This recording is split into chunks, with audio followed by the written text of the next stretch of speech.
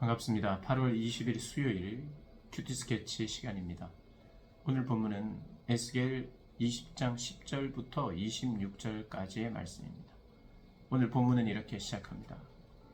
그러므로 내가 그들을 애굽 땅에서 나와서 광야에 일게 하고 사람이 준행하면 그로 말미암아 삶을 얻을 내 율례를 주며 내 규례를 알게 하였고 또 내가 그들을 거룩하게 하는 여호와인 줄을 알게 하려고 내 안식일을 주어 그들과 나 사이에 표징을 삼았노라.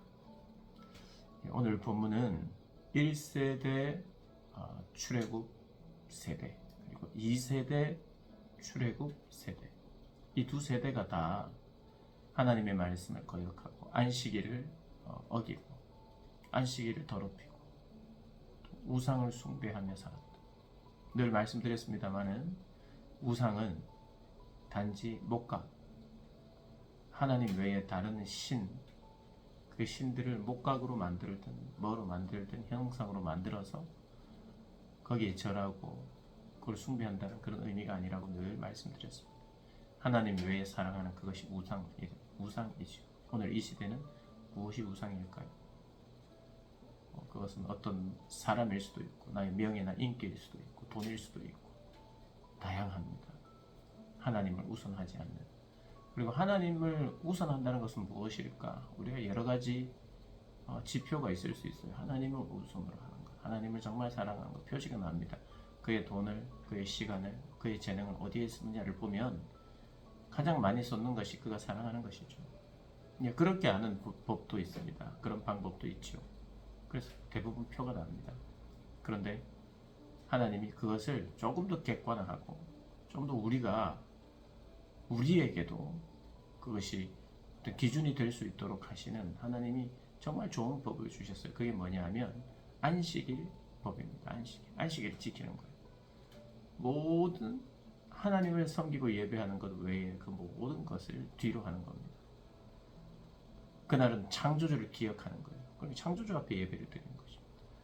그리고 구원주를 기억하는 것입니다. 구원주 앞에 사랑을 고백하고 감사를 고백하는 것이죠. 그래서 그분의 말씀을 그런 방식으로 지키는, 내 삶은 나에게 시작되는 이 첫날, 안식일은 마지막 날이 아니죠. 어떤 면에서 시작하는 날이죠. 물론 하나님께서 6일 동안 지으시고 마지막 날 7일째 안식을 했지만 우리가 만들어지고 나서 바로 그 다음 날이 안식일입니다.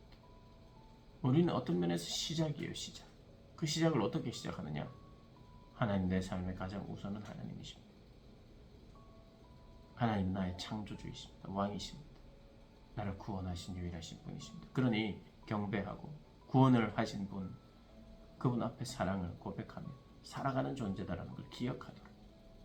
그래서 안식일 주셨는데 이 죄는 뭐냐면 그것을 거부하는 거죠. 하나님이 우리에게 복을 주시기 위해서 하나님이 율례, 규례를 주셨어요. 이게 가장 큰 복입니다. 그래서 그것을 통해서 하나님 안에 거할 수 있도록 했어요. 하나님 안에 거한다는 것은 하나님 안에 거할 수 있는 유일한 방법은 하나님의 말씀 안에 거하는 것이고 말씀을 지켜 행하는 것입니다. 관계 안에서 누리는 기쁨은, 관계가 있다는 것은 내가 관계하는 사람의 말을 잘 듣고 그 말대로 행하는 것입니다.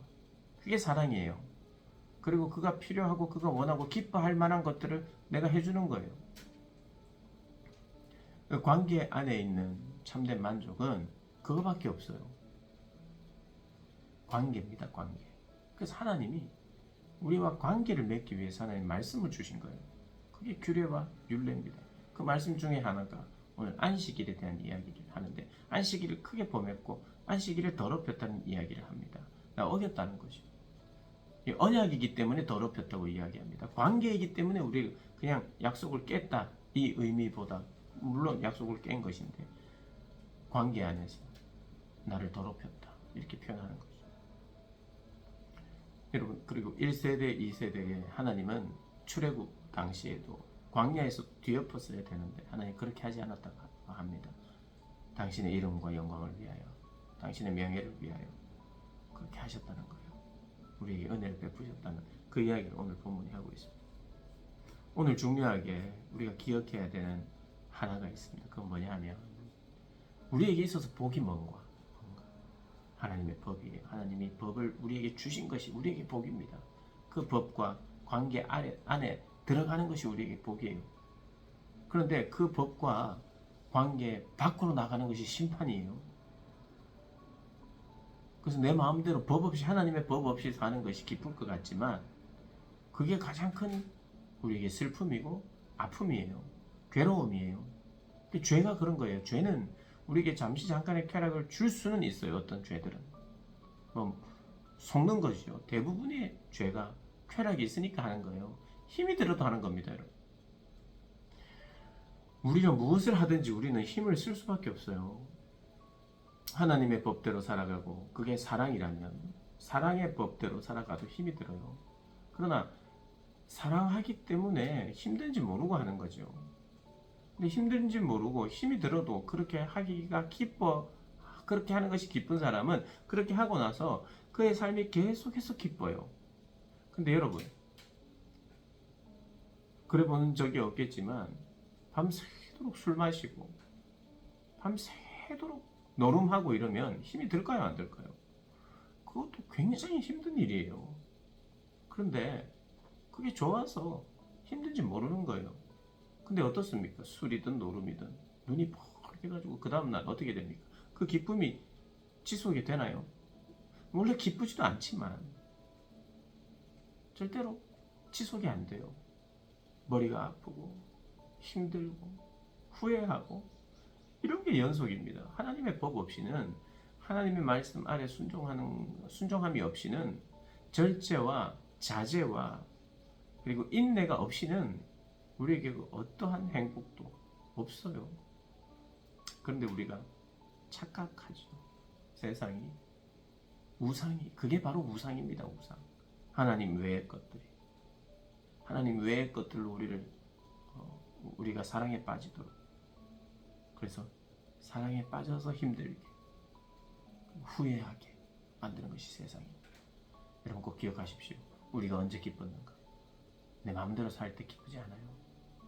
여러분 우리는 하나님 어렸을 때부터 하나님이 배우게 하는 게 있어요. 그것은 부모예요. 부모를 통해서 마치 부모가 조건을 주는 것 같은데 그게 아니라 물론 그런 부모도 있습니다. 조건으로 아이를 대하는 잘못된 방식이 있어요. 그러나 부모도 사랑하기 때문에 일종의 약속과 법을 줍니다. 너 이건 지켜야 된다. 이건 행해야 된다. 할 때 아이가 언제 행복을 누리느냐? 그 부모 건강한 권위 아래서 그 부모의 말에 순종하고 힘들어도 그렇게 행할 때 기쁨을 누려요. 그것을 배우게 합니다. 그래서 그 안에서 사랑이 또 생기게 돼요. 사랑이냐 조건이냐 이런 식으로 말할 수 없어요. 사랑 안에는 조건 아닌 조건들이 있어요. 규칙들이 있기 때문이에요. 그러니까 네가 조건이냐 사랑이냐를 딱 나눌 수 없습니다. 사랑 안에도 조건이 있는 것 같아요. 인격적인 관계 안에서는 그런 조건들이 있어요. 조건들이 뭐예요? 전제가 말씀하고 말하고 듣고 행하는 순종, 기쁨. 그래서 오늘날 우리가 살아갈 때요 하나님의 말씀을 나에게 준다는 것은 내가 그 말씀 안에서 긴장하는 거예요. 그 말씀을 붙들고 예민해지는 거예요. 그게 일종의 스트레스가 될 수 있어요. 그런데 일종의 스트레스가 되는 듯해도 그것이 나에게 큰 기쁨, 그 모든 스트레스를 날려버리는 하나님 안에 거하는. 그래서 그 기쁨은요 오래 갑니다. 오래 가요. 세상의 기쁨과 달라요. 우리는 이 땅을 살면서 그런 것을 경험합니다.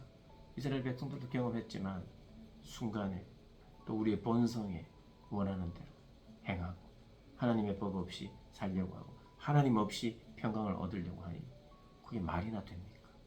하나님에게만 평강이 있는데 하나님 없는 평강, 평안 그것을 추구하니 그게 말이 됩니까?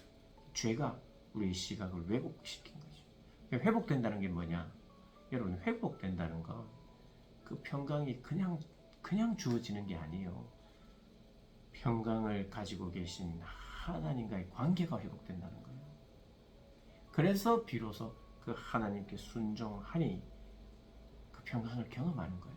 그리고 관계 안의 평강을 참된 평강을 경험하는 거죠. 우리가 은혜 받아요. 그 은혜 받을 때에 우리가 평강을 경험하는데, 그렇지만 그 평강은 하나님의 말씀에 내가 순종하리라고 하는 그런 확신, 그런 것이 있으니까 평강이 생기는 거예요. 앞으로 내 인생은 풀린다, 성공한다, 이래서 평강이 생기지 않고, 하나님이 나를 사랑하고 나를 놔버리지 않고 당신의 이름을 위하여 나를 붙들고 계신 것을 알 때 평강이 생기죠. 그러니까 하나님 없는 평강을 추구했다가 하나님만이 평강을 가지고 계시구나 깨닫고 그분 안에 거하는 것입니다. 그것이 우리 신앙생활이에요. 그런 신앙을 유지하고 누리는 저와 여러분 되시기를 주님의 이름으로 축복합니다.